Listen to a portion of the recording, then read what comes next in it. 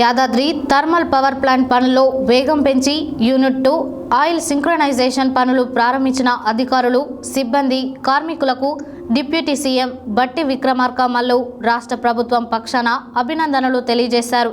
బుధవారం Yadadri thermal power ప్లాంట్లో ఏర్పాటు చేసిన మీడియా సమావేశంలో డిప్యూటీ సీఎం మాట్లాడారు.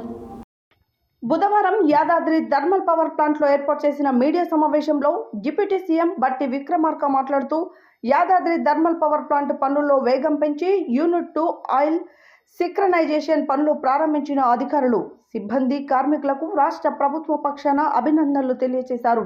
2015న పవర్ ప్లాంట్ పనులను పునాది పడిందని, 17/10/2015న పనులు మొదలు పెట్టారని, 2020 అక్టోబర్లో 2 యూనిట్లు, 2021న మిగిలిన 3 యూనిట్లు పూర్తి చేయాలని గత ప్రభుత్వ లక్ష్యంగా పెట్టుకుందని అన్నారు. అయితే అనుకున్న సమయానికి అందించకపోవడం మూలంగా రాష్ట్ర ప్రభుత్వంపై ఆర్థిక భారం పడిందని, ప్రాజెక్టును అనుకున్న కాలంలో పూర్తి చేయాలని నాటి ప్రభుత్వం చిత్తశుద్ధి లోపం, నిత్యం సమీక్షలు లేకపోవడం మూలంగా ఆర్థిక భారం పెరిగిందన్నారు.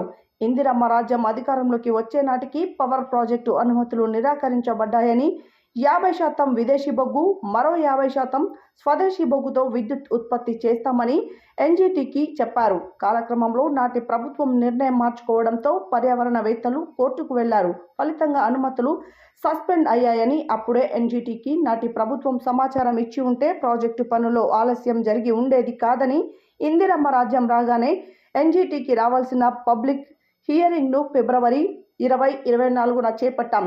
జూలైలో ఈసీ క్లియరెన్స్ తెచ్చామన్నారు.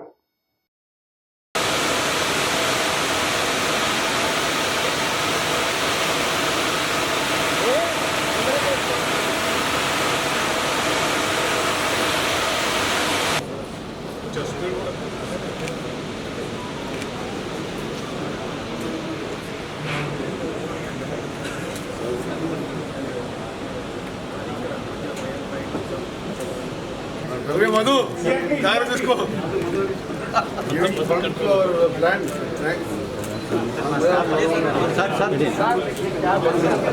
ఇది సార్ ఇప్పుడు మంత్రివర్గం ఇలా వచ్చారు. ఇది హెచ్పీ టర్బైన్, ఇది ఐపీ టర్బైన్, ఎల్పీ టర్బైన్, ఇది జనరేటర్, ఇది బాయిలర్. బాయిలర్లో మనం వాటర్ పంపిస్తాం సార్, దీని Reliance water. Okay sir, thank you sir.